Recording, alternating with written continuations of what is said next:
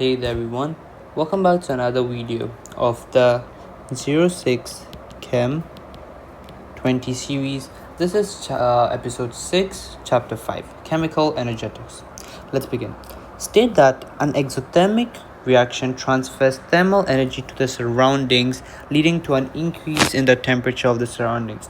So when you have an exothermic reaction, which you can remember by exiting of the thermal energy, so you can show that it is the transfer of the thermal energy from the reaction to the surrounding. Now when energy is transferred to the surroundings, the temperature of this thing surroundings increases. Then when you have an endothermic reaction, this is one that takes in thermal energy from the surroundings, leading to a decrease in the surroundings. So this is taking in thermal energy, which causes the overall temperature of the surroundings to decrease. Then state that the transfer of thermal energy during a reaction is called the enthalpy change. So enthalpy change is basically the transfer of thermal energy. Negative enthalpy change is for exothermic reaction, and positive enthalpy change is for endothermic reaction. Now the way you calculate your enthalpy change is energy in minus energy out. So if this enthalpy change is negative, that means it's an exothermic. If it's positive, that means it's an endothermic reaction.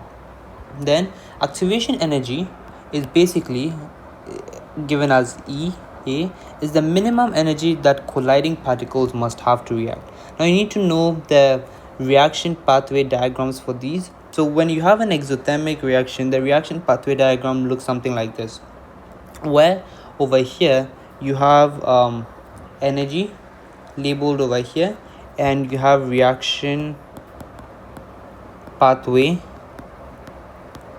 or time or progress of reaction written over here. So in exothermic reaction, the reactants have more energy than the products, and this arrow over here shows the enthalpy change, and this arrow shows energy released. When you have endothermic, you have your same labeling over here, energy and time. So over here your reactants have less energy than the products, and this still over here, this is the energy taken in, okay, or energy absorbed, and this is the enthalpy change. So over here enthalpy change is positive, and over here enthalpy change is negative. Then state that bond breaking in an endothermic process and bond making to explain blah blah blah. Okay, so basically remember that bond breaking is an endothermic, and bond forming